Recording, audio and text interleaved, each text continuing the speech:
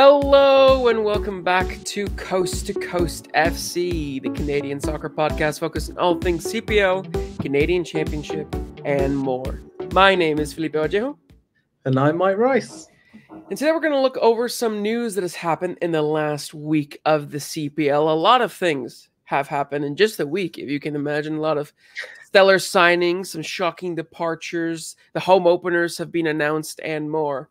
And before we dive into it too much, remember to follow us on Instagram, Threads, Facebook, and Twitter at Coast to Coast FC, and on Spotify, Apple Podcasts, and now YouTube as well at Coast to Coast FC, so you can know exactly when we upload and view our lovely faces and our new layout that we have now that we're doing visuals. Hello. But now let's get into some of the news that we have on store for you today, starting with what's been going on at Pacific. So with Pacific right now, obviously we have the huge news that Amer Didic has left the club. This one was a bit of a shock for most people, especially given the importance that he has in the back line. He was that pair with Thomas Meyer-Guier, himself, as well as a few others, including Emil Gazdov and Paul Madume, have extended their stay, which is good news for Pacific. But obviously the two big exits is Isan Ungaro going to Novara in Serie B, thanks to his Italian passport that he holds, and Amer Didic. Mike, for you, when this news broke out that Didic was leaving, shortly after the news that Ungaro was leaving, what was your reaction towards, what this might mean for Pacific and their season coming up? Well, I think for me, it was a little bit kind of a surprise because we got lulled into this, I think probably Pacific fans got lulled into this full sense of security because there's so much happening in the league. And it was like, well, Pacific aren't signing anyone, but no, there's not much other movement. Then obviously Aparicio, the news around him starts building up of his departure. And then when you throw in Didic, I mean, that's huge for this club. This is the spine of this team. It's so important to this squad. And all of a sudden, from what was a very quiet winter transfer window, is now just absolutely exploding for this team, because we spoke last week, obviously, with during our 50th episode, about other players who maybe Pacific were looking at, central defenders especially, which they were priced out of. And now to know that two of your captain, your star defender could be leaving. How are Pacific going to start replacing these players? Because when you look at them historically and how important they are amongst a young team as well, their importance on and off the pitch, all of a sudden you can't just go and quickly buy that. And if you haven't got the funds, you really can't quickly go and buy that. I mean, for you, for people looking at that, you just, all of a sudden this team goes from a very stable, progressive team ready to compete again to this team starting again, almost.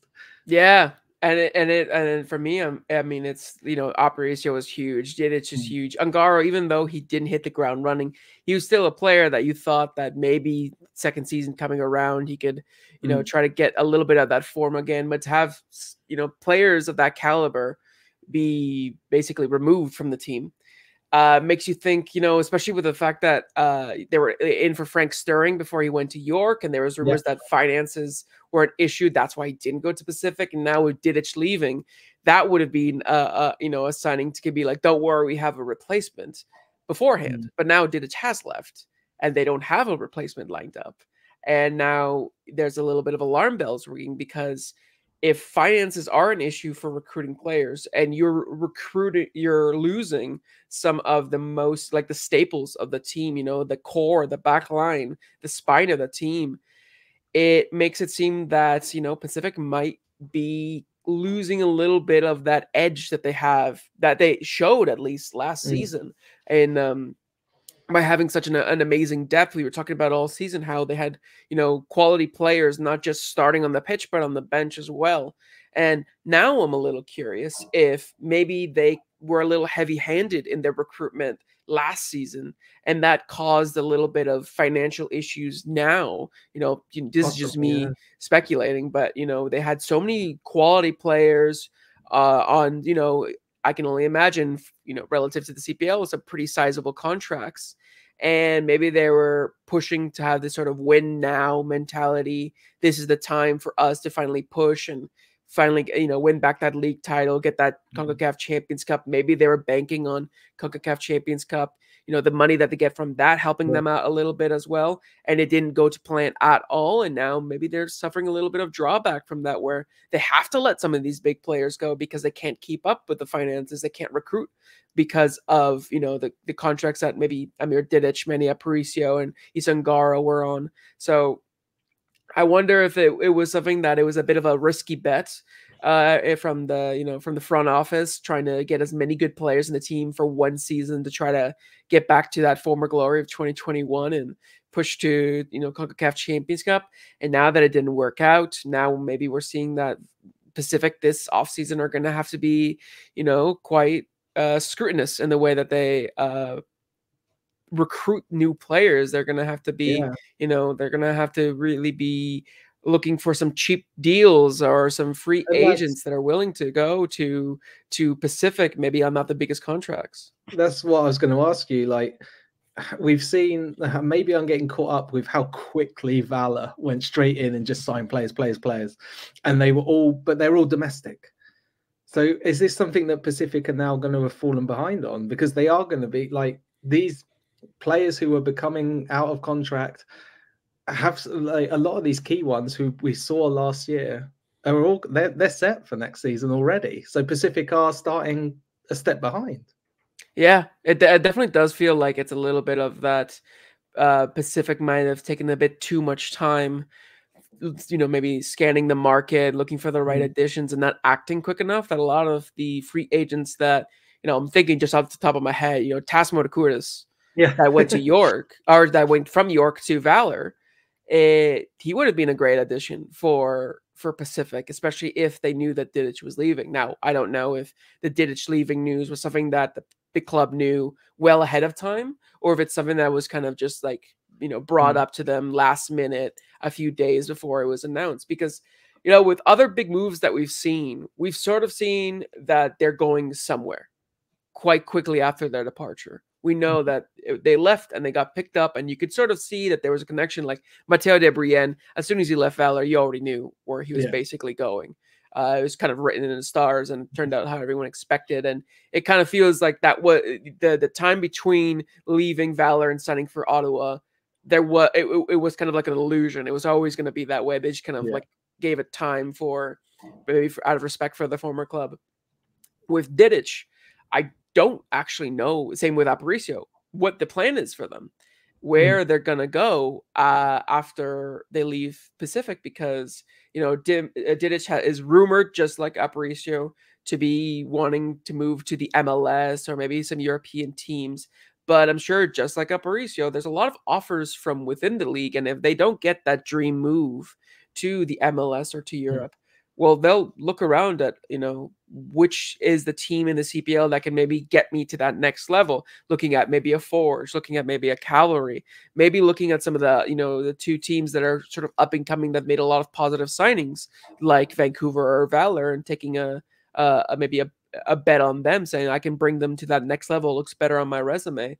But I think from a Pacific point of view, seeing those two big figureheads leave and nobody knows where they're going, kind of makes me wonder, was it an issue of they just want, to go to a bigger club or bigger thing, or did they not believe anymore in the vision that Pacific FC had, that James Merriman has, because of maybe the season that they just had, the huge disappointment that they had after letting the league title be run away by Cavalry after it looked like they were sure favorites. I mean, there's a lot of this is speculation. A lot of this is just us talking here, but I do feel like there's something going on behind the scenes that is making me a little bit worried for Pacific. And I'm not even a Pacific fan. I can only imagine how Pacific fans are feeling, where the club really hasn't acted much, and now they're losing these huge players. And you know, at least for Forge, which we'll talk about in a little bit, they have, you know, history to bank on, be like, this has happened before and we've still gone and beat winners.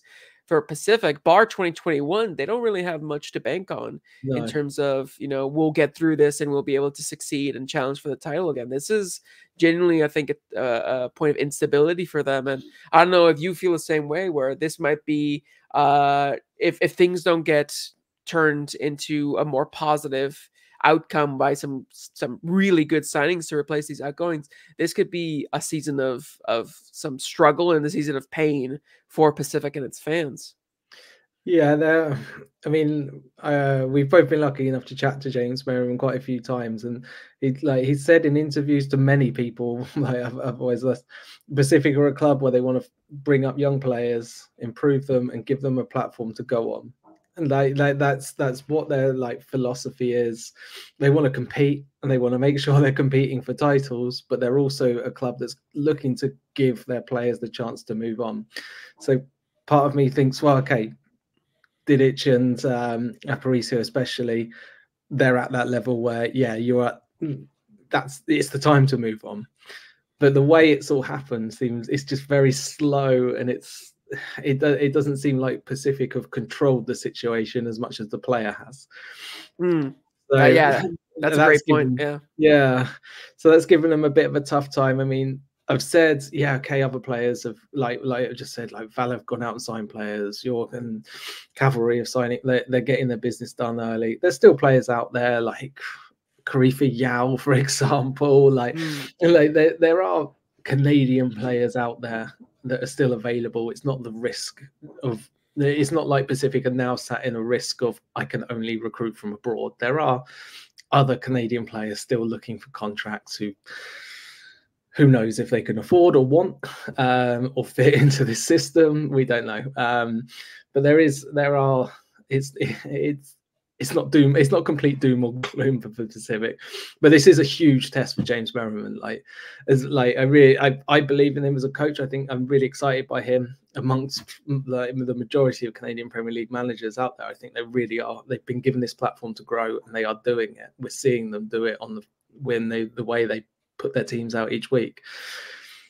But this is something that you don't prepare. Like, this isn't something that you're like, okay, yeah, I'm just going to lose all my best players. This is like, these are. It's not so much I'm losing all my best players, but I'm losing my two leaders in this team. Like, TMG is stepping up next year. He's going to be huge for this team because he's taking on that role as he's going to have to lead them. This is my back line now. Yeah, he's going to have to, and it's not just the back line. I think he's going to have to lead the team. Like, Sean Young's going to have to take a massive step in his role as a player, not just technically, but how much he's been in this team for quite a long time. He's going to be their key central midfielder. Like, you're in a very important role. So it's exciting in some ways when you're not a supporter of the team, I think, because I really want to see how these players like flourish. But as a supporter of the team, I can only imagine you're sitting there going, yeah, this could go one of two ways. Yeah. And it's really hard to predict.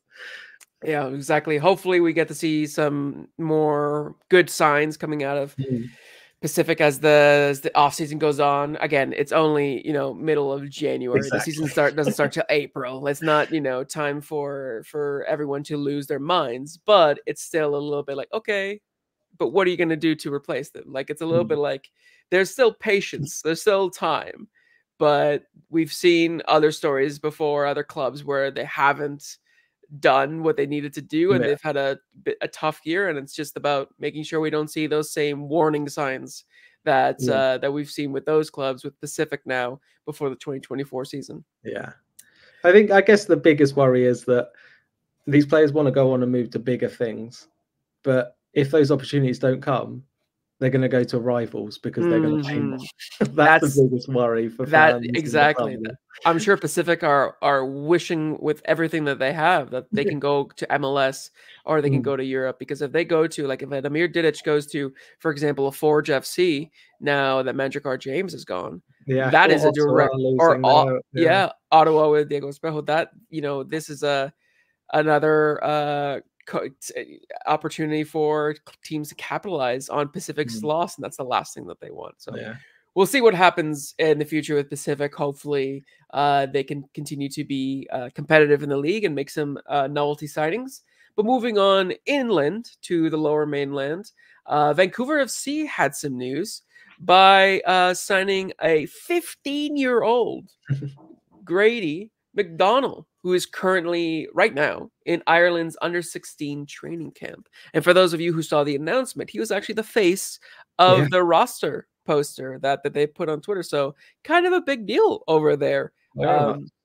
A little bit of information about Grady. He hails from Surrey, British Columbia, so he's a local boy to Vancouver FC. He was from the Whitecaps Academy growing up. He was touted as one of the best youth products across the country from a couple of people that I've spoken to in around, the academy who have, followed him. In the press release, Rob Friend even said that he was like the top of the list for them. Across the entire nation, he was the #1 target for them. So, that's a great kind of sign. Exactly, from somebody like Rob Friend, who is like, this guy played football. So for him to be able to say that means that he truly believes in it. So, he has a lot riding on him. Obviously, the new record holder for youngest player to have a senior player contract in the CPL previously was TJ of Vancouver FC last season. So I actually got to speak to him on the press conference on his announcement about, has he talked a lot to TJ? Is that something that he's looking forward to? He hasn't had the chance actually to speak a lot with TJ, but I'm assuming they're going to get pretty close, especially given that Grady's going to literally see the blueprint in front of him of what he can do last season. But yeah, he's a box-to-box midfielder. In the press release, it said that he looked up to Jude Bellingham as somebody that not a bad player at all. Hopefully we can see him get some more minutes, get some time in the squad, as you saw with TJ. Hopefully they don't rush him too much, because again, he's turning 16 I think in February, so he's going to be a 16-year-old when he starts the season. But I mean, for Vancouver FC, it's a signing that's right up the alley for what they want of developing young Canadian local talent. And is an exciting signing. He just seems from the media, for the press conference that I had, he just seems so happy and excited. And from what I know, reading a little bit of research about him in Ireland for the under-16, he's been part of the under-15, under-16, and under-17 programs. He helped the Republic of Ireland win in like a friendly competition with like Wales and Scotland, and he scored the winner in a game. And he is touted as like one of the top prospects in that team, with other midfielders from teams like Manchester United, Norwich, like these big clubs in England. So to have a CPL youth product be mentioned in the same breath of these players in these huge academies across the pond where you are. It's a great sign for the future for Vancouver. And I mean, personally for me, I just hope that they take their time with him and they don't kind of rush him too much. But for you, how do you feel about Vancouver FC signing a 15-year-old? Because I've seen some responses on Twitter. Let's just say it's mixed reviews, not on him per se, but the fact that Vancouver are signing a 15-year-old to a professional contract. In Canada, he's in grade 10, and he's expected to play with proper men. So how do you feel about this? Especially somebody who has a kid yourself. So if your kid was 15, had the chance to go professional against 26, 28, 30-year-olds. How would you feel? Yeah, I mean, the idea of I'm going to quit my job and just be his agent. But the reality, like, I mean, he's still a child. Like, as much as his ability on the ball, I've been through. I mean, there's only bits we can see on YouTube. You can see bits where he's performed in the Whitecaps Academy and tournaments, and for Ireland as well. There's little highlights. You see little bits of him, but obviously looks from the flashes we've seen quite a confident player on the ball, good ball progressor as it goes forward. But again, he's 15. We don't know, you don't know what he's going to turn into. And he is full of potential. Afshin Gotbi has proved to be again, like, I mean, I don't think he needed to prove to me, but like, if you ever need a reminding, he's a player that can, he's a manager that can work with young players and help them improve and help them with their career development. I'm still wary of young players signing, like football going this way of signing young players. Like the whole "you're an adult at 18" is quite arbitrary. I was still quite young for my age at 18. I was very much not an adult. I was, but having that sort of, you've got to have a cut off on it. For me, it's still, you think, well, once they're out of school, then maybe. But this is where we are, and it's exciting for him. I can only imagine, like, the fact that this is now going to be a big step for him to go into professional football, away from academy football.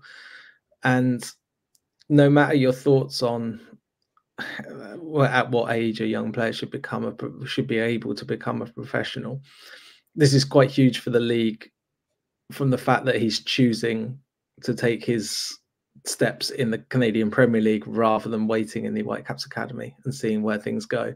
He's seeing that, like, already young players are now getting the idea. I mean, he's a young international player who's saying, right, well, I could sit here and wait in academies and see if I can, and eventually I'll get my chance, maybe if I work hard in MLS, or I can go to Vancouver and I can start doing things, and I can start competing. I can start getting experiences with professional players, with players who have much more experience than I do, and make my way. And he's seen what TJ Tahid's going off to Netherlands and getting trials with huge clubs. You can see what some of these players have moved on to, and James Cameron as well, with all of the interest in Europe as well. So yeah, I mean, we can see, especially from this club, like, he's seeing that as a way to progress his career. And if more and more young players are identifying this, is huge for the league. Like, it's an immense country. There is so many players out there who could go on to become great players, who can go on to play for the Canadian men's national team. And the fact that they have now options, rather than just saying, well, I'm just going to wait in the academy and hope I get through at one of these MLS teams. Like, all of a sudden there's different routes now. And I think that's exciting for, like, no matter your opinions on a 15-year-old signing a professional contract, the fact that there are opportunities and players and agents are looking at the league saying, yeah, this is a good route for you, is quite exciting for the league. Yeah. And especially when you consider that, you know, reading a little bit more into why he signed for Vancouver FC, it was because he was talking with some of his international coaches, and they were saying, well, if you can get, you know, playing against men, that'll help you get ready for the professional world, for the actual real game earlier. And then by the time you're 18, you might have already 100, 150 caps of professional football under your belt. At that point, you might be 18, but in the football world, you're 24 at that point. You're 23.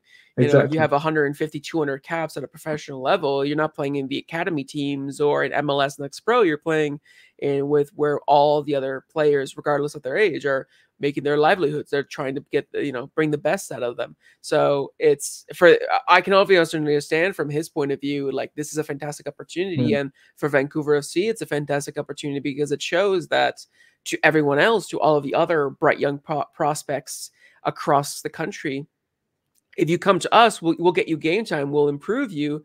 And then, you know, if you leave at 17, 18 from us, you'll be one step ahead of pretty much everybody else as you go to maybe MLS, as you go to maybe Europe, because you can already say that, unlike the other academy teams in Europe or MLS, I didn't just play in an academy. I played at the top level in my country. I played in the Premier League, in the Canadian Premier League. So it's huge for everyone.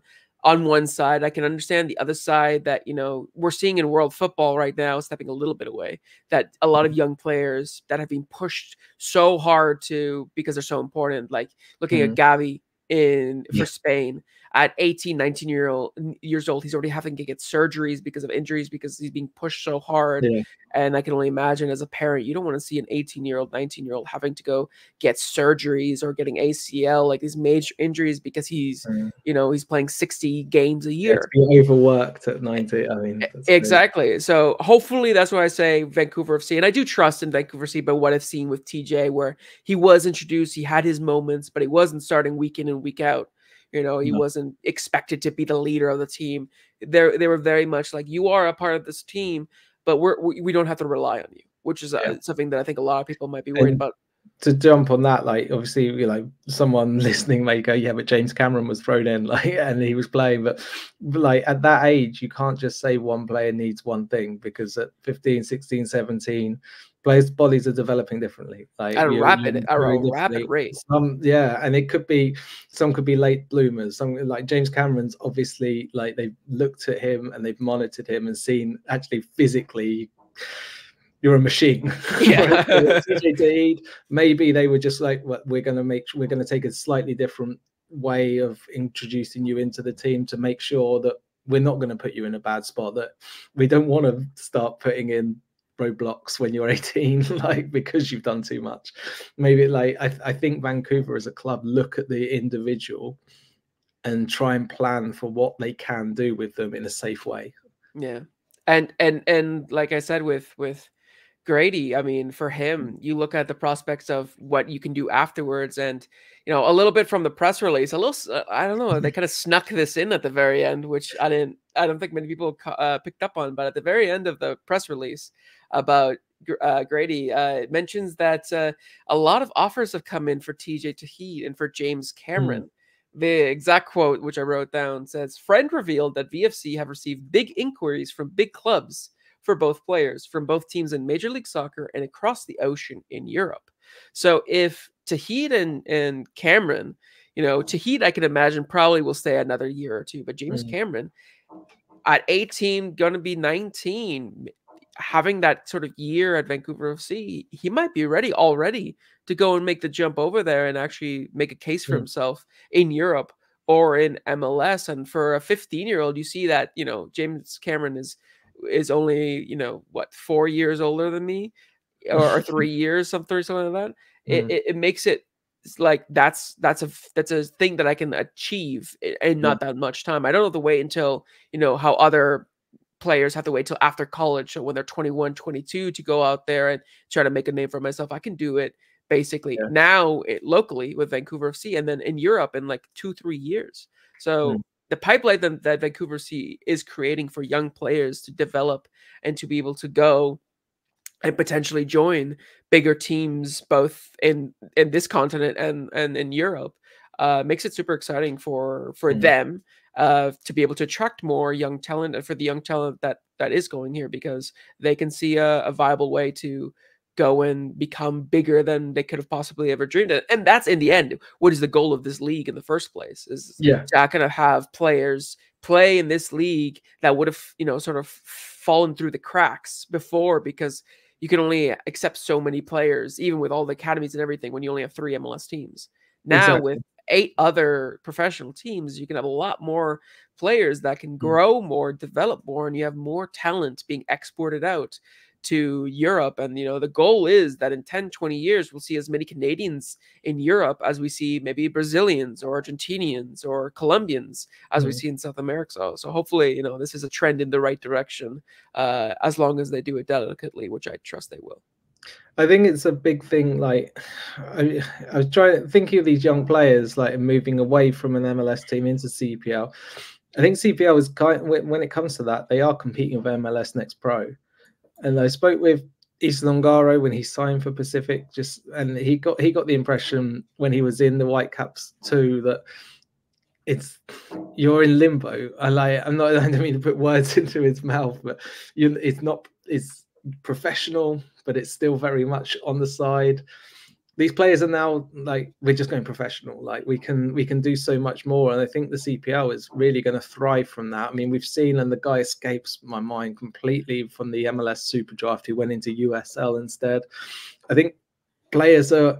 He was offered a Generation Adidas contract, and he said no. I'm going. I think he went to Phoenix in the end. But either way, Grady McDonald's. The players are seeing this and they're going, well, yeah, we could go through this pathway, which maybe was expected of young players, especially when it was college. And well, we got the college system. We've got these three academies that you could work your way through.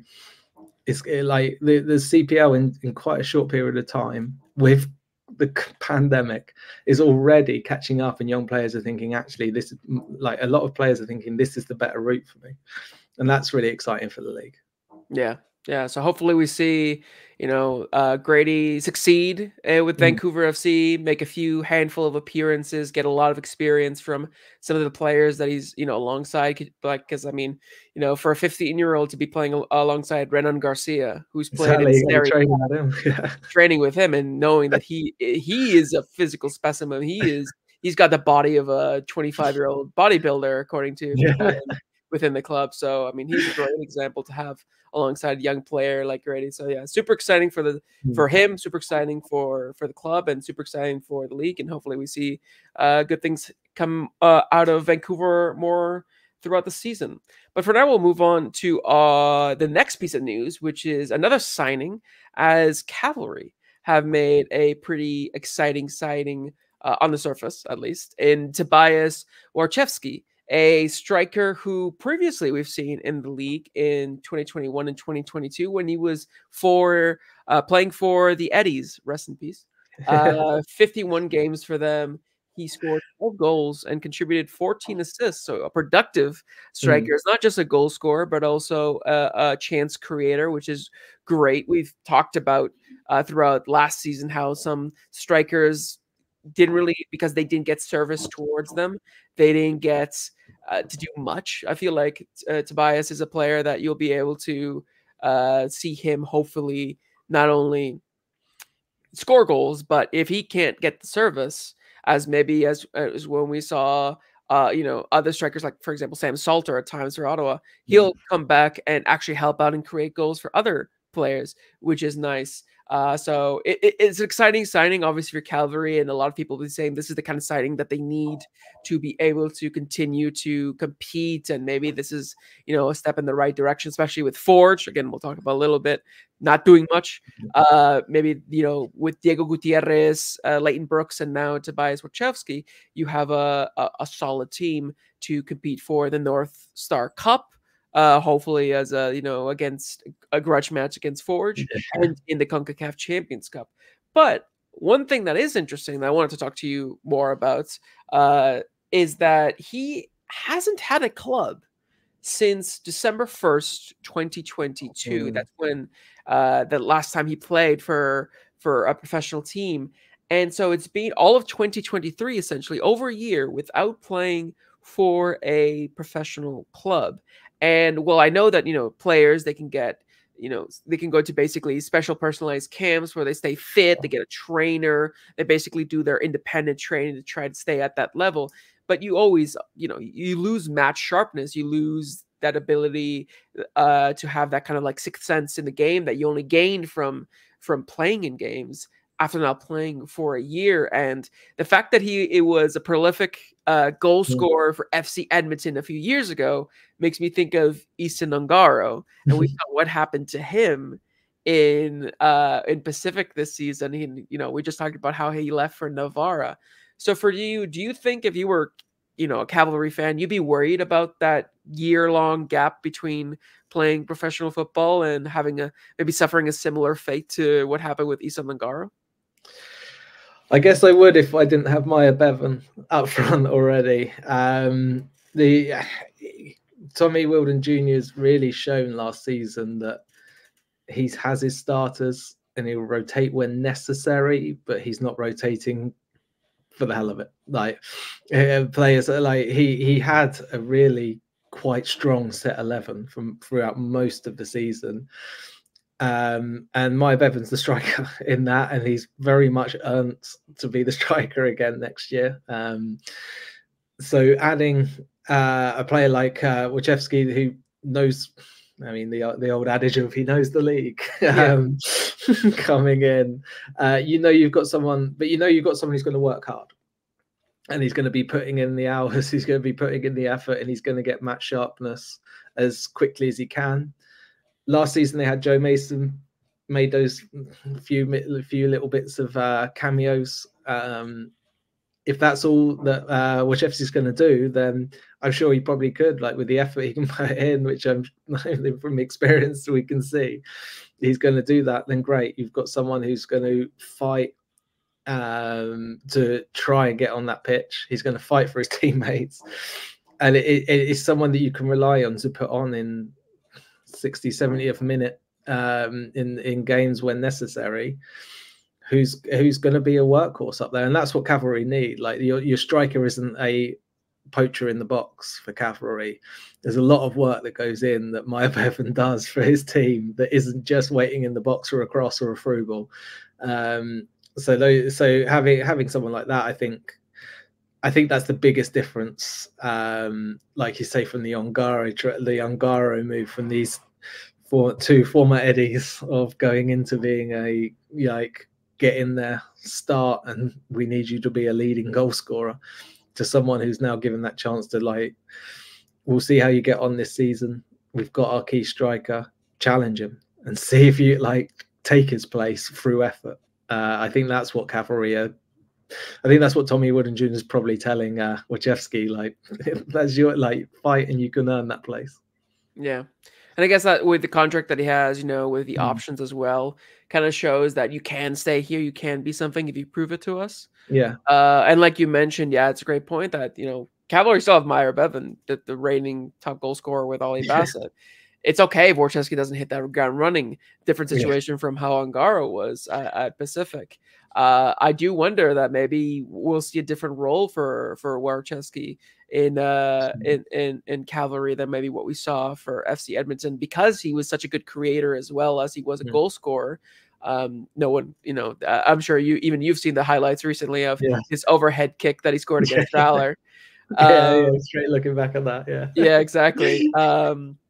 He's somebody that can produce something special, and if that's what you have off the bench, if you can get back to sort of those levels, then maybe we'll start to see Cavalry have something that I think they were sometimes lacking a little bit last season, which was quality from the bench. Ultimately, that was a difference between Forge and Cavalry at the final, is when you have a Tristan Borges coming on and he can produce what he produced, in the CPL final.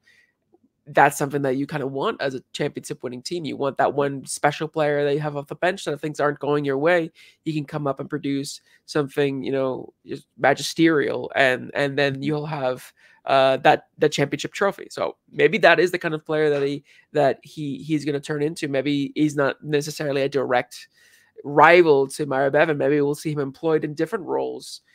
Depends on how Tommy sees him and how Tommy sees his team lining up for 2024. But do you think, sorry, jumping in on that, because I just wanted you to expand on that, because we saw, we thought we knew what Tommy Wooden Jr. was going to do all season. This is the team, and he'll play the same way every single match. But he mixed it up slightly.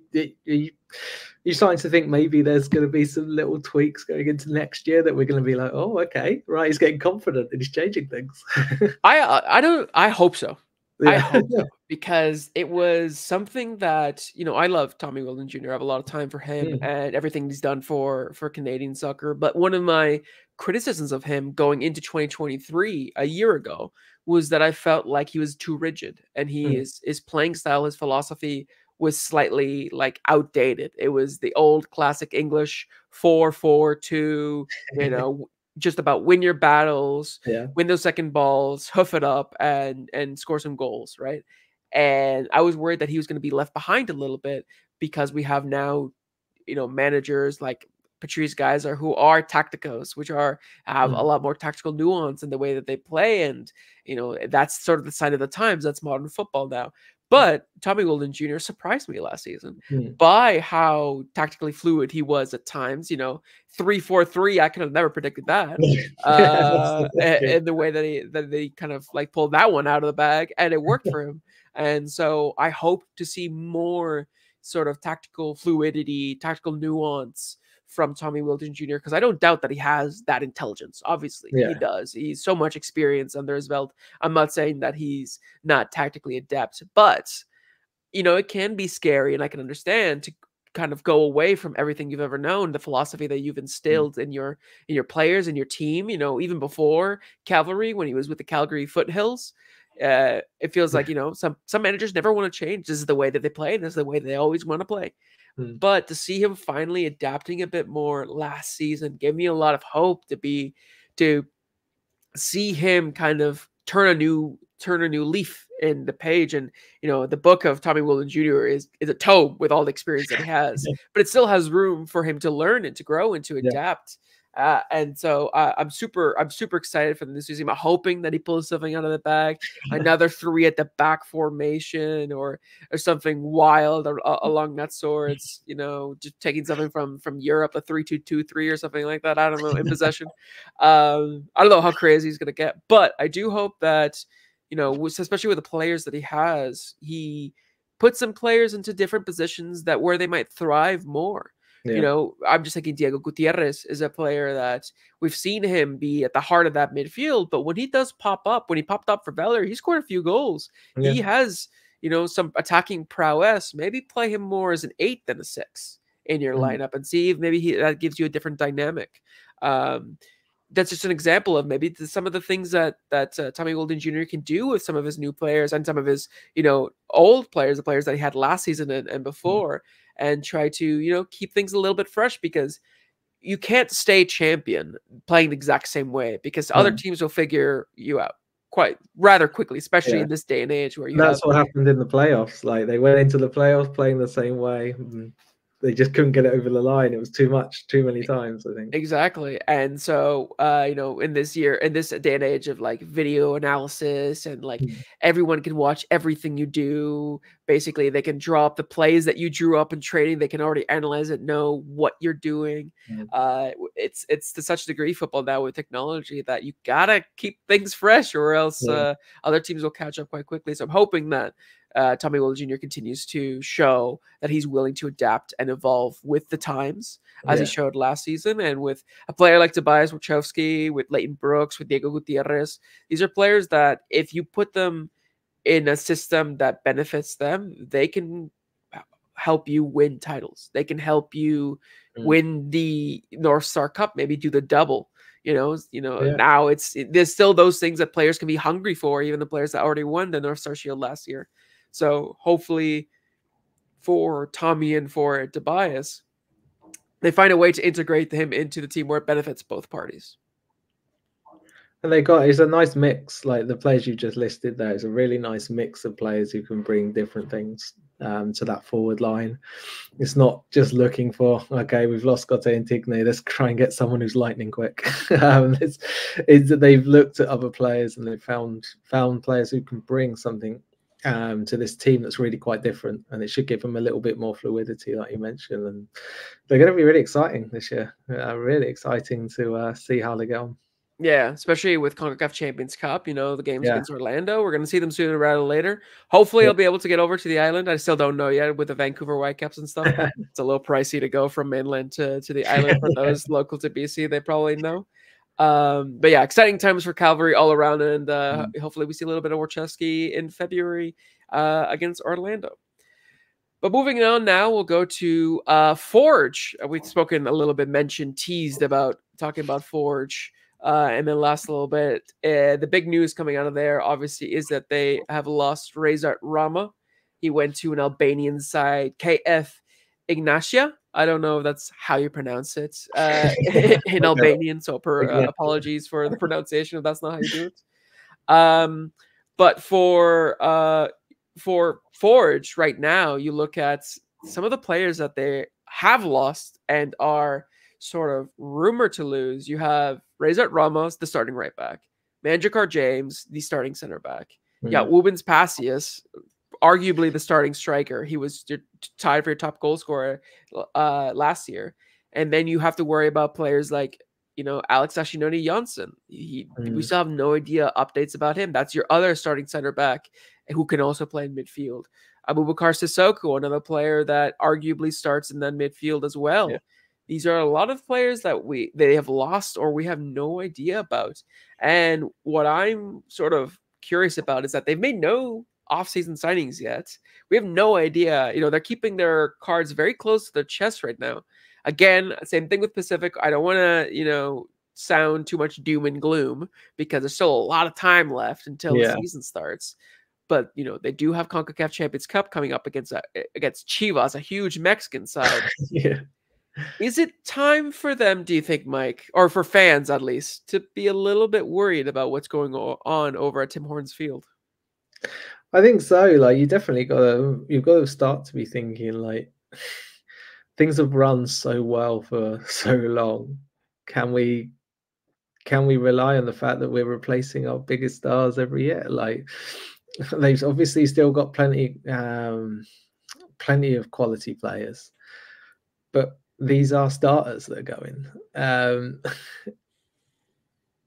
It's huge. Like, and the fact that these players, like you say, Rezart Rama has just gone, and there's been questions, and we've been wondering about it for a while. Like, it's nearly a month after his contract expired of knowing, is he coming back? Is he not? We still don't know about actually after Johnson. You could lose your two starting centre backs and have no replacements, and you're going into CONCACAF Champions League against what could be Chicharito up front. Yeah, like that's already like from the outside looking in, you're thinking, well, okay, well, CONCACAF is we'll see what we can get, but let's not worry too much, because how can you expect these players who are currently on the roster, who were backup centre backs, to step up to play a huge Liga Americas team? So it's concerning.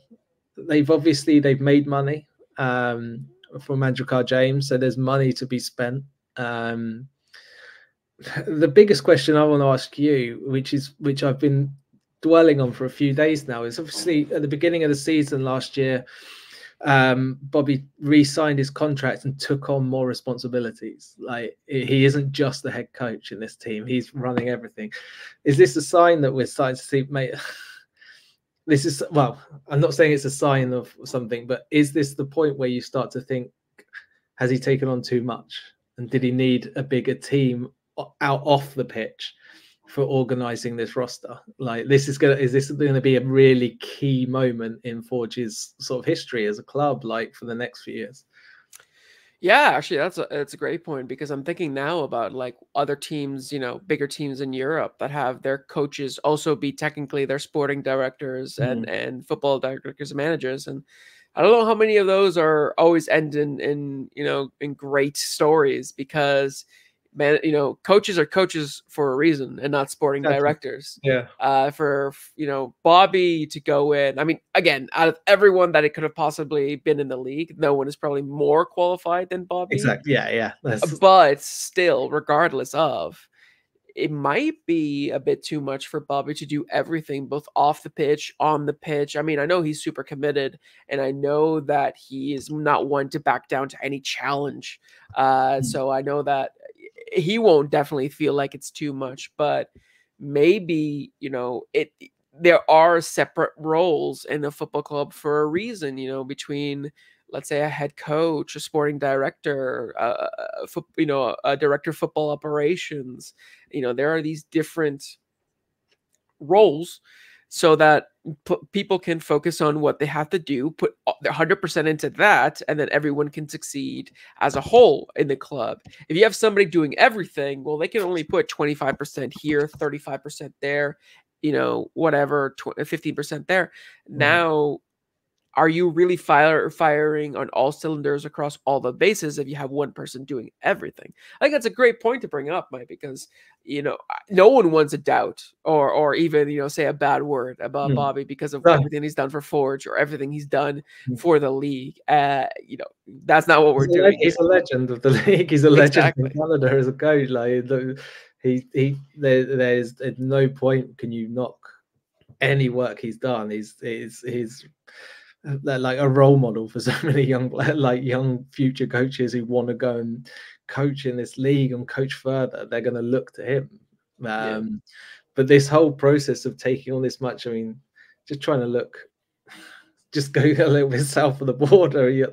Adrian Heath at Minnesota United, it just got too much, and they've moved on. They're trying to change to have someone in the back office and someone coaching as a head coach, and they're still trying, and that's a lot of work, and they still haven't got a coach, like, because there's so much that has to go around this, and Forge like possibly putting themselves in this situation. I mean, possibly it works, and in a few weeks' time we go, there we go. That's why you don't doubt Bobby. Like, so it's very much, we can't sit here and just say, yeah, this is all of a sudden it's career ending off to like, oh, this is too much for him, because he could probably do it. Like, there's at the same, in one hand, he could quite comfortably do it, but there's always a chance that it can't.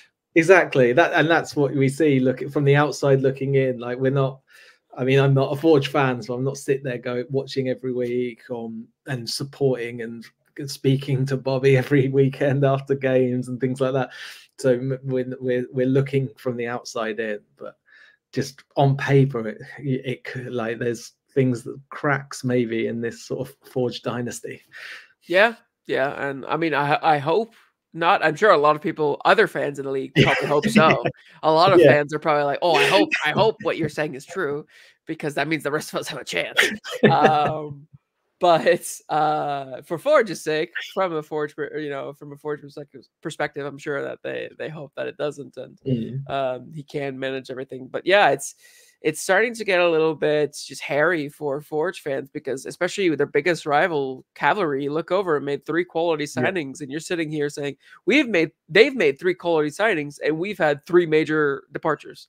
And so we're at very different levels in our preseason right now. And a lot of people have said, don't worry, this is what happens every year, and every year we prove them wrong, which is true. I mean, so we could. That's why it's so hard. The proof is in the pudding. Is like, they have. But you never know. It does. Nothing lasts forever. Eras come to an end, and you wonder, is this the beginning of it? But you're right. Maybe in a year's time, we'll look back and be like, oh, we were fools to ever. Yeah, we might do that in 2 weeks' time. Yeah, that's true.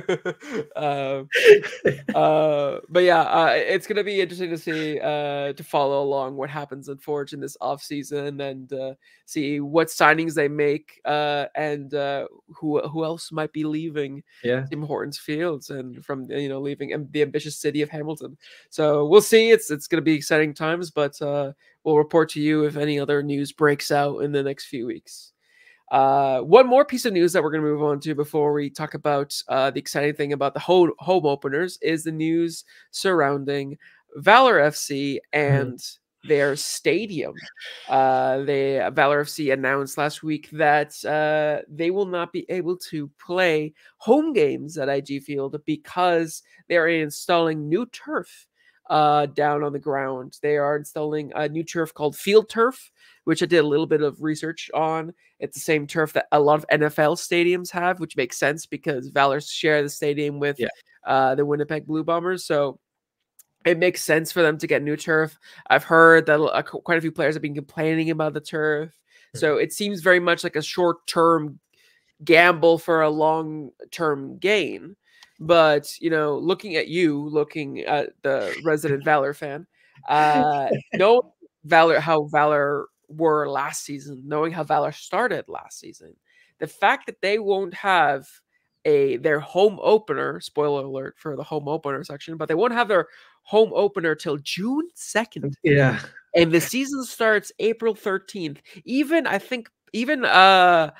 Vancouver FC last season, when they were waiting for their stadium to be built, they didn't have to wait until June 2nd to get their home opener. They managed to make it a bit closer to the beginning of the season. So we don't know how many games that is because the schedule hasn't dropped yet at the time of recording. We're recording on Sunday, and the schedule is dropping on Tuesday. So we have no idea how many games between April 13th, when the season starts, and June 2nd Valour are going to be on the road for, but it's going to be quite a number of them. And for you, are you worried about how this might affect the start of the season, especially for a team like Valour that are heavily in transition with all of the outgoings and ingoings that they've had so far?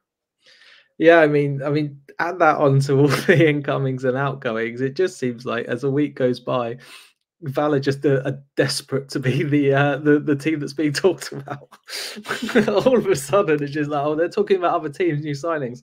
Yeah, we're not going to play any home games. I just throw it in there. It's just crazy what's going on there at the moment. I messaged Jason Brennan, who contributed to our magazine for Valour, and because I was really shocked by it, I was just like, this, and he said, like, he obviously can't speak for Valour fans, but the pitch is so terrible. It's like, well, fine, because we just want a good pitch for them to play on. Like, well, like, it's not something that's going to be a huge deal, because when they get back, they'll be playing on a better turf, and the turf is terrible at the moment. But looking at it, the way you're asking, the way I'm trying to think of it is from Phil Dos Santos's point of view. This is huge for him. This year, you've been given 2024. 2023 didn't go how you wanted it to go. And now all of a sudden, you've not got credit in the bank to say, okay, well, last year he did all right, we'll give him some time. That credit isn't there. So you've got to now go on the road for 8-9 games, like we're guessing at the moment, and you've got to get something, like, and you've got to be competing. It's going to be difficult for him, because he's part of Valour's problem is getting the fans on side again after losing their big players, and the only way now he's going to be able to do that is by winning on the road. Yeah, he's being put in a really difficult position, I think. Yeah, especially since, before, if you at least have good performances at home, give the home fans something to cheer about, there at least they can see some potential. But now that you're not playing at home, now you're playing away, which it's the toughest way to play is away from home into these volatile environments like the kitchen, like Atco Field. You're expected. It's not just you hope, you're expected to get results, because you're right. It could be anywhere from 8 to, if they do midweek games early on again, 8 to 10 games. That's what, a third of the season basically away, and that's not including the away games that you have afterwards as well. Yeah, I don't know exactly how they're going to balance the schedule. Well, maybe they'll have Valour play all of its, like half of its away games in that first little bit, and then have them mostly at home the rest of the season, except for a few away days here and there to kind of balance it out. I have no idea how they might do that, but it definitely throws a wrench in the plans for the league, I'm sure, as well.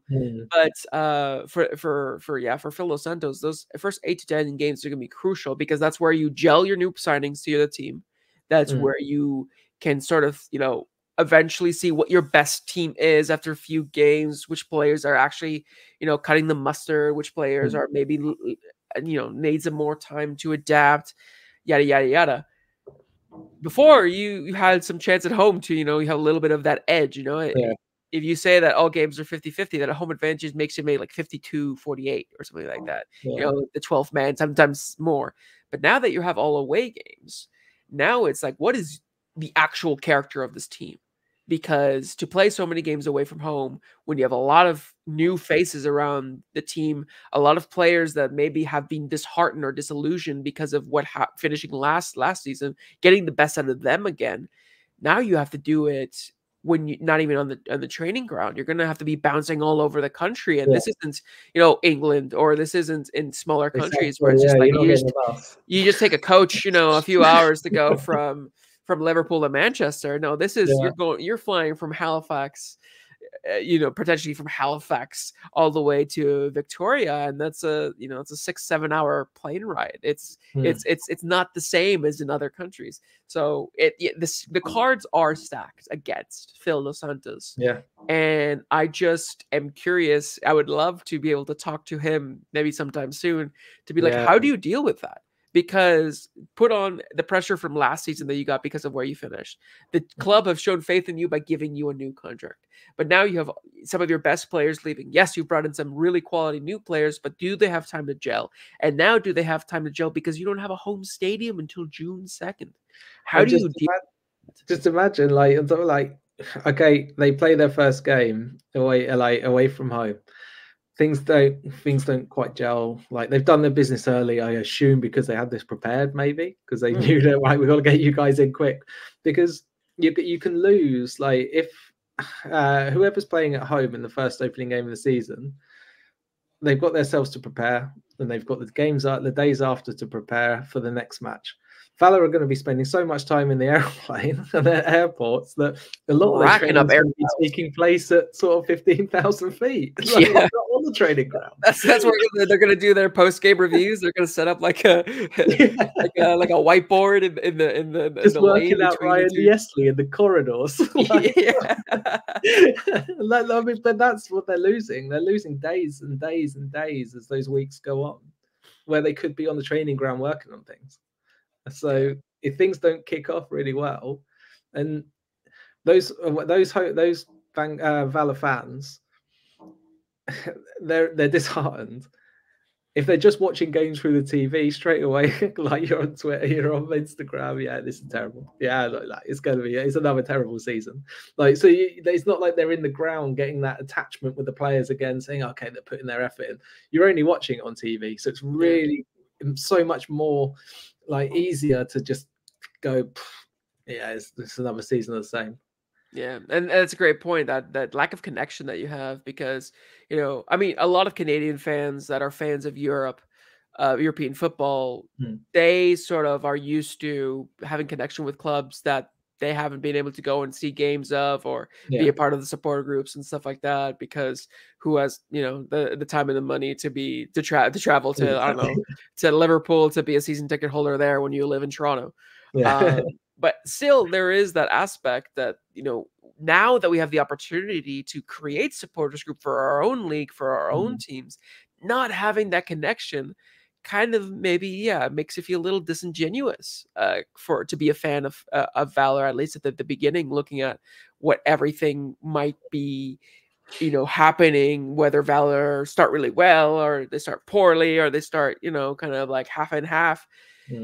You're just looking at it through a TV screen and you're thinking, okay, that's my club, but I haven't seen them in, I mean, at that point in June, and then the last time you saw them was in late October. I haven't seen them in 9 months. Like, I wonder, you know, do you lose a little bit of that connection? Be interesting to see Valour fans, if there are any Valour fans listening, let us know, because it's a very, very sticky situation that Valour are in, and so much pressure on Phil Dos Santos. We'll talk about that maybe a little bit later as well, and so much pressure on the club itself to be able to kind of start the season positively after a terrible last season. And fans are already very annoyed with the owners and the ownership group with Valour and everything. And it's like, how much more patience are you know, kind of try to draw out of them by being like, but don't worry, you know, then we'll get home, we'll have a new pitch and everything.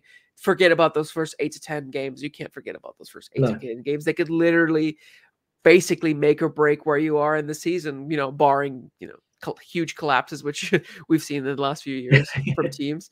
And so, you never really know. So I think for Valour and for Phil Dos Santos, this is going to be a huge test for them. Hopefully, you know, we get to see some improvement with these new players. It breathes new life into them. A lot of exciting players, so many exciting players for Valour right now. And so, yeah, I mean, for your sake as well, I hope that Valour get their stuff together for the opening game, so that we'll get to see quality all across the league, and we don't see any early wooden spoon contenders. They got to make the playoffs at some point. Yeah, at some point. Yeah, the clock is ticking. Please, the clock is ticking. But speaking about home openers, we'll move on to the announcement of the home openers. Obviously, there's 8 different home openers, but 4 of them happen in that first weekend, that opening weekend of the Canadian Premier League. I'll just list them off right now. for those who are listening and not watching.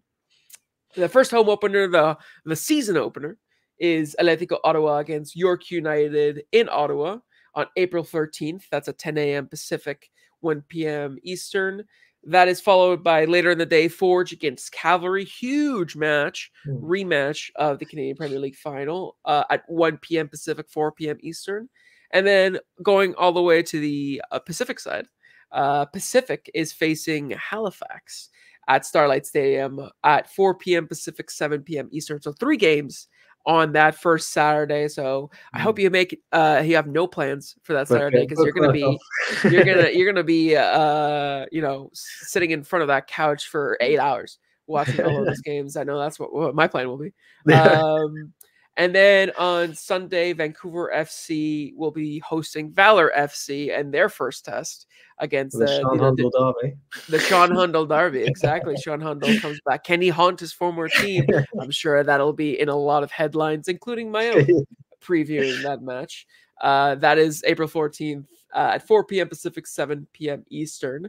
Then we're going to move on to a week later, April 21st, Sunday. York United are hosting Forge FC, the 905 Derby there at 1 p.m. Pacific, 4 p.m. Eastern. Then on Saturday, April 27th, so a week afterwards, Halifax are hosting Atletico Ottawa. That's going to be an exciting match to host. First match in the kitchen of 2024 at Wanderers grounds. That'll be one that I definitely want to tune in for. And then we have Cavalry FC against Pacific FC the day after at 2 p.m. Pacific, 5 p.m. Eastern in a battle that's going to see, well, depending on how the first few weeks, it could be a battle of two the league leaders, or it could be a battle of maybe catching up if one of the teams is not performing to the level that I'm sure a lot of their fans want to be. So a big matchup there. And then, like we just mentioned, we're going to have to fast forward basically 2 months later to June 2nd, where Valour will host their first home opener against Vancouver FC. So a little tit for tat in terms of home openers between Vancouver and Valour. A lot of games there, Mike, a lot of exciting games there to open up the season. I guess my question for you is, which game would you be the most excited about? And which one do you think is probably going to be an underrated tie-up that maybe a lot of people are overlooking, looking at the schedule right now?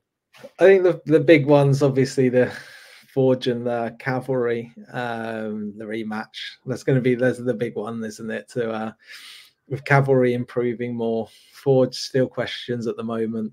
We'll see over these next month or so what these teams are doing, but that's obviously a great way to kick it off, having them go, especially getting Cavalry on the road down there, Forge getting to defend there after defending the title, after winning it at Tim Hortons Field, to kick off the season there again. That should be really exciting, and I hope to see a huge crowd similar to what we saw at the final, like the excitement that went around that. Hopefully we see the buzz continue to happen around there, and we get a good full crowd. But I think the big one for me that may be underrated is definitely going to be Ottawa and York.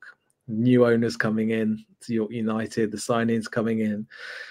Ottawa look like they're going to be improving their roster. They look like, when you get players like Dave Rhiannon on that side, if they can bring back maybe Johnny Anielesi or someone in that mold on the other side, I think they could be a little bit more dangerous on the counter-attack this year. And they could be more dangerous with the ball. And we saw them in the games towards the end of the year. I think these two, barring the last game of the season, which York won, there was a few goals scored in those games prior to that one.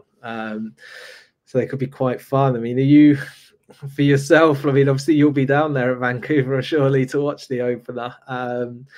I really want that to be an exciting one. But history tells us it might not well be. Yeah, well, no. Anyway. Yeah, short history tells us not. But that, for me, obviously the biggest one I think everyone's the most excited about is the CPL rematch between Forge and Cavalry on Saturday, April 13th. But for me, my underrated one is the Vancouver Valour. Maybe a little biased since I'll be there, maybe. But mostly because, I mean, Vancouver FC have made some pretty big signings. You know, Ben Fisk having a lot of a local boy come. There are rumors that David Norman Jr. is coming. That's pretty much all but wrapped up. There are rumors that Paris G is coming to Vancouver FC. Yeah, surely that's got to get over the line soon. Exactly. That one's probably going to be done. So Vancouver FC are going to have some pretty nice recruitments, you know, especially compared to what we saw last season. And they're going to be facing a Valour side that, like we just, you know, talked about for the last 20 minutes, it's going through a pretty interesting time right now. They're having a lot of new signings. Like you mentioned, the Sean Hundle derby, he's going to be hungry to be like, I scored the first goal for your club. This is how you treated me. Well, guess what? I'm not going to score at your ground for my new club. My first goal for my new club. So I'm sure that's going to be in the back of his mind there as he is, you know, driving into Willoughby. And it's going to be super exciting. A lot of new faces, maybe new play styles, a lot of new duels between players that we hadn't seen before, or now in new environments. It's going to be super exciting. It's the two teams that I think, you know, this offseason have had the most movement. And so I'm looking to hopefully see a good battle, but it would be classic with all of this hype, with all of this buildup. It turns into like a 0-0 affair. And I have wasted my 45-minute commute to Langley for that. But either way, it's going to be super exciting. I'm hoping that it doesn't turn out that way. But yeah, all of these games really, you know, like you mentioned, Ottawa against York, Pacific against Halifax, especially with how Pacific is going to be looking like for that opening weekend, and Halifax with, you know, the way that they play, having to make that big trip over. You know, Patrice is going to want to make sure whatever happens, I just don't want this to end in a draw. I don't want to start the way that I did last season. We'll just draw the draw. So I'm thinking that's going to be a high octane match there. And then one thing I think that should also be said with Forge and Cavalry is that what's interesting is that they're going to be facing each other, and they're going to be the only two teams in the league that have played competitive football before the opening match, because they both would have played at least 2 matches in the CONCACAF Champions Cup. So I wonder if that's going to give them a leg up, or I wonder if that's going to maybe get, you know, if they get an injury, or maybe players getting a little bit tired, or because of the weird break where you play competitive football, then you take another break, and then you have to train again for competitive football, if that weird kind of schedule affects them. I know that's something that even with the Whitecaps, it's something that's a little bit worrisome as well. I think it's going to be interesting to see how they kind of take that out on each other, whether it benefits them or it hinders them. And the fact that it's against each other makes it all the more interesting, because there's no excuses. You can't say, oh, well, we played. No, so do we. So it really is whoever wins, you know, may the better man win in that case. So yeah, exciting opening weekend there. Exciting home openers all around. Hopefully the new pitch at Valour is nice enough to warrant the huge. Hopefully it's not delayed as well. Oh God, could you imagine? Let's not even put that into the universe for them, for your sake and for all Valour fans' sake. But yeah, super exciting stuff. Now we're gonna move on to our last section. Not so much news, but more about a little bit of a conversation here as we close out. Talking about some of the, you know, we've talked about new signings, departures. We talked a little bit about managers, and about if there are some managers that are feeling some pressure. So we're going to talk about 3 managers mainly, but I know there's one extra you want to talk about at the end there, who might be feeling some pressure going into 2024. And that's obviously, we talked a little bit about Phil Dos Santos. We talked about James Merriman. One we haven't really talked about is Carlos Gonzalez, at least in this episode. We have talked about him before, but they all go into the season with some pressure. And it's kind of funny that we say they go into the season with the pressure, considering that 2 out of 3 of them just recently signed a new contract. I mean, and James signed the year before. 3-year contract as well. Exactly. So if anything, this should be the ones that are most secure. But given the seasons that they just had, obviously Atletico Ottawa with the super dramatic collapse at the end of the season, Phil Dos Santos, just the stagnant season overall. And James Merriman, you know, the way that they started so brightly and it all fell away for them towards the end. There's a lot of pressure going into the season for each of them for different reasons. So for you, Mike, who do you think going into the opening weekend, who do you think out of these 3 managers is probably going to be sweating the most because of the situation dealt with him. And why is it Phil DeSantos? Yeah, it is Phil DeSantos. Like, things are piling up against him, and it's a club that aren't operating in a functional way. Like, everything about this team, they pile in these signings, you get excited, and then when you when you step back and look at the roster, you realize there's still a hell of a lot of holes, and there's so much work still to do, despite how much work they've done. Now they're going on the road constantly for 2 months, and like we just said, you're losing time to train and work. And he's coming off of a year where I don't think many fans were all like, don't want to put words in their mouths, but I don't think they're all that keen on him coming back, like, because of the way they played last year. And when you finish bottom of the league and you make these big changes, you haven't made the playoffs in your history, like, something's got to change. And if you like, insanity is doing the same thing over and over and over again, and if that happens again, then like, Valour fans are going to be pulling their hair out. And for me, like, those three managers you mentioned just there, Phil DeSantos, James Merriman, and Carlos Gonzalez. On the flip side, I don't know if you agree with me, but Carlos Gonzalez has got he's got to be the most calm of all, because he's got a back office that are functional. Like, they know what they're trying to do. They understand what they want out of a club. He lines up with what they want, and they're bringing in players to try and deal with that. We're still waiting to see who comes in the defence. But I think Phil DeSantos big, James Merriman at the moment, quite toasty warm seat.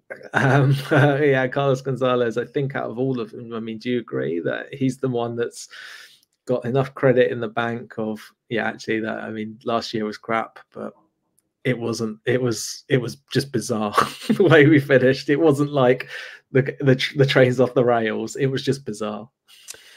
Yeah, I mean, definitely Phil DeSantos is the worst for me. Both because if you kind of quantify the pressures into different areas, you got fan pressure, you have club pressure, and then you have your own personal pressure from what you want to do. I think on Phil DeSantos, pretty much in all three of them, he's definitely the one who's feeling the most. Both from the fans, both from the club, and from himself. Obviously, you could say the club not as much because they gave him a new contract, but you know, they're like, I'm sure this is a sign for him, you know, hidden behind the smile, where they're like, this is it.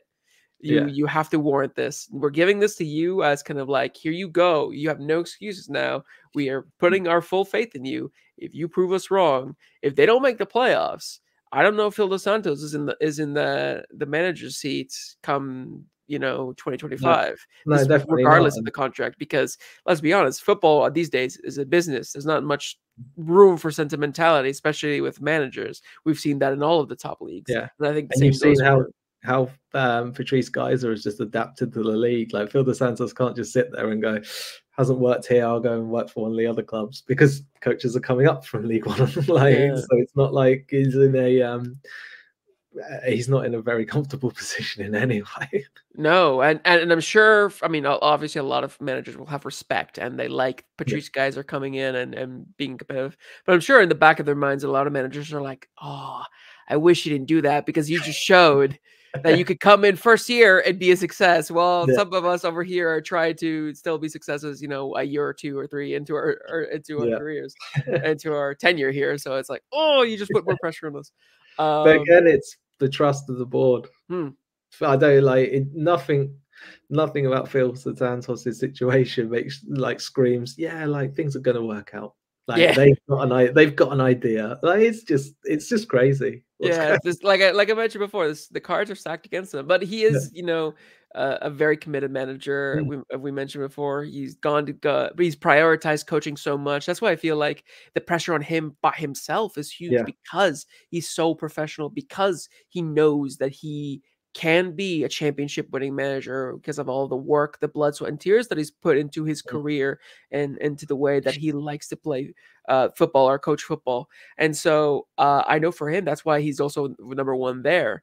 After that, it's a bit of a toss-up for me because I feel like James Merriman, you can sort of see where it started to go off the rails for the club, but I still don't think it was anything drastic enough to really be worried about him as a manager. I think most fans of Pacific will say, yeah, that was not a great ending to it, but I mean, we still back the manager. We still think he can do things, great things for the club. And if anyone's going to bring us to the glory of 2021, it's going to be him because of how great of a manager he is. And I think the fan pressure is going to be quite low on James Merriman compared to maybe the club pressure, because again, if last year was a gamble and now they're paying for a gamble, they're going to be like, we can't afford to do this again, so you better get us to some CONCACAF Champions Cup or to a final or get us some success, because we need it, not just from a prestige point of view, but from a financial point of view. While I think the fan pressure for Carlos Gonzalez is maybe a little bit more, because it's different when you are trying to play a philosophy and it doesn't work out because the personnel that you have doesn't fit, or maybe you have too many cooks in a kitchen like Pacific had. But the fact for me that Carlos Gonzalez played this super defensive, super rigid, counter-attacking football where you're supposed to not leak goals and you're supposed to get a few smash and grab wins, and the fact that you went 5-6 games conceding last-minute winners, it's kind of like, if I was an Atletico Ottawa fan, I'd be like, what's the point? We're playing not the most entertaining, not the most attacking or fluid football. You have an example of how fun football can be looking at Halifax. Yeah. And then, okay, you sacrifice some of the spectacle of it to make sure you get results and to make sure that you for the long-term gain. But if we keep conceding last-minute winners, what's the point? Why are we sacrificing that if we still keep losing or drawing and dropping points? That would be how I would feel as an Atletico Ottawa fan. It's like, at that point, I either need you to try something different, try a new style, try to be a bit more adventurous, try to be a bit more attacking, not the same way that you've played before. Or I need you to get the mentality under control. Because in the end, I mentioned this in my own article for Atletico Ottawa and the Zine, if once is like, okay, once it happens, twice coincidence, 3 times you start to see a pattern, but happen 5-6 times, that's not just a pattern. That's something that's a deep rooted, for me, mentality issue. That's something that the minutes start to whittle down and Atletico Ottawa players start to get nervous. They start to panic. They start to get disorganized, and in a very robust system like Carlos Gonzalez likes to play, you have a crack in the wall, and like a crack in the dam, and it's going to burst through. And that's what we saw time and time again. So for him, I think from the fans, obviously they're not going to want to get rid of him, because what if he did the season before? They literally were regular season champions. Exactly. So he has, like you mentioned, credit in the bank. But I do think that because of the style of play he chooses to play, if that doesn't get you results, and things like that happen, like what we saw at the end of last season, it's going to cause a lot of people to question, well, what's the point? Because we all watch football for the excitement of it. We all watch it for the spectacle of it. We all watch it because, you get to see the best players do some of the best plays, score some of the best goals, make some of the best saves, best tackles, and if you're not seeing that because you're sacrificing it for points and you're not getting points, then that's where I think, for me, it's a tight, maybe it's a closer one between Carlos Gonzalez, because I do think the club backs him. I think the club is fully backing him. Again, he's playing in an Atletico Madrid kind of way. The club is partly owned, it is part of the Atletico Madrid sort of like franchise. So I'm sure they're like, it'll work eventually. But I think from a fan perspective, he might have a bit more pressure than James Merriman does at this point in time, because of just the way that they play. I guess the only thing I'm thinking is that Carlos Gonzalez has got Ollie Bassett. He's got Nate Ingham. These players win games and they excite fans.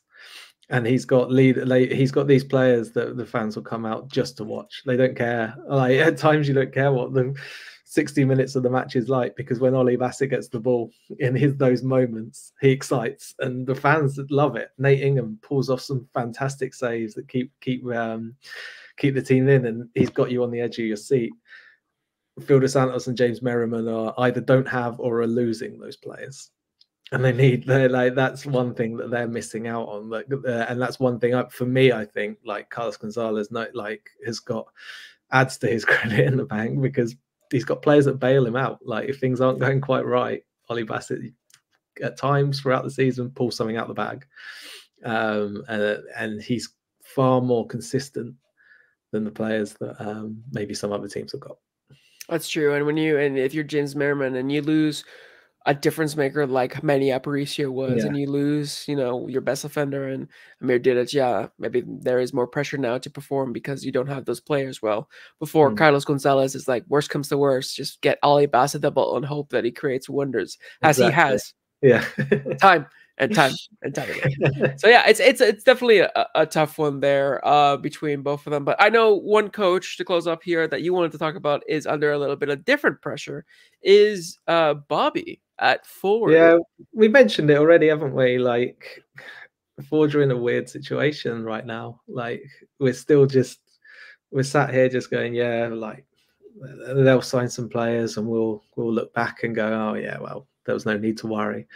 But how often can you do that? And how much can he have on his plate like that? And those are the biggest questions. And I don't know if it's so much he's under pressure, but I think he's got far more questions about him and the club than he would usually have in the previous 5 years going into seasons.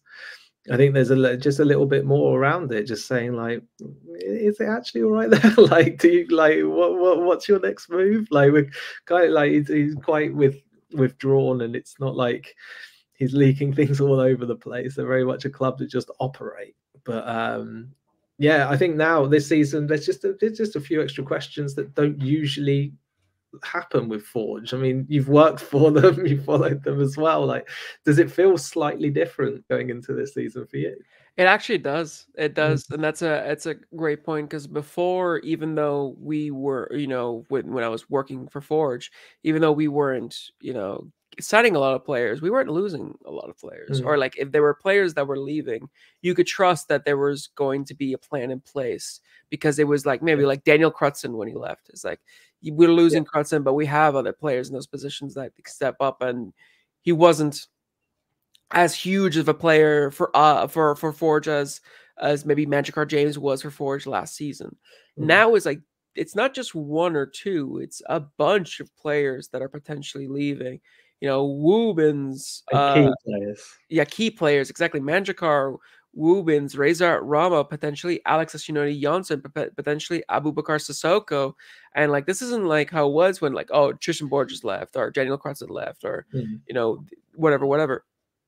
This is a bigger outgoing, and there hasn't been any incomings. And so, at least for now, maybe in the future we'll look back and be like, nah, it's still the same as it always was before when signings have come in the door. But at least now, at this current period of time, it does feel different. And that's why I mentioned that it feels a little bit worrisome. Not too much, because you can't discredit the club and whatever, how they've been able to pull it out of the bag literally every season. But is there still a lot of time left? But it's still a little bit like, doesn't feel exactly like how it did before. And hopefully, in a few weeks, like you said, we'll look back and be like, that was a silly worry. But in case it's not, at least we talked about it before it all hit the fan. Stuck on that. Exactly, yeah. But yeah, it will be interesting to see Bobby. Maybe if things don't go well, if Forge try to reorganize things and have him so he only focuses on the coaching aspect. Or I mean, again, those links to Canadian men's national team still around.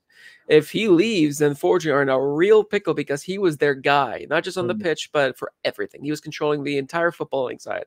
So without him there, it's going to be a big ask for them to try to fill all those holes that he filled, not just in terms of quality and in terms of history and in terms of the dynasty he created, but just literally as bodies in the office and bodies on the pitch to just direct things. So yeah, that could be a huge thing. That'll probably be an episode in and of itself if that comes to happen, Bobby leaving for the Canadian men's national team job. But we don't have to worry about that until after March. National team. with Mario Biello there. We won't open that can of worms there right now since it's the end of the episode, but yeah, we'll see later down the year, later in the season, if things go a bit awry for Forge. But until then, that is all for this week. Thank you so much for listening to these podcasts.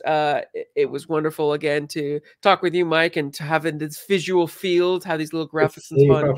It's it definitely feels like an evolution for Coast to Coast. Hopefully all of you who are listening or watching are enjoying the way that we're doing content so far this season. If you haven't had a chance to read our zine, I implore you to read it. We've had really good reception so far. A lot of people have reached out to say that it was a fantastic job. Both fans and pundits and even people within the league have reached out to us to say how great it was. And I really hope that everyone who has had a chance to read it has enjoyed it, and you haven't had a chance to, please go and see what we've put our blood, sweat, and tears into, because I think we've created something really special, and hopefully it's something that leads to bigger, better things for us and for content creators in the league in general. Yeah, all those guys that chipped in and contributed did fantastic jobs. It's great. Looking forward to another year working with them again. Exactly. So hopefully we see more people. And if you want to engage with us and let us know how you found the episode, how you find the changes that we made, how you found the zine, let us know on now YouTube. You can leave us in the YouTube comments. You can also tweet them at us or find us on Reddit and Facebook. And you might get a shout out on the next show. But until next time, my name's Felipe Ajejo. And I'm Mike Rice. And this has been Coast to Coast FC, signing out.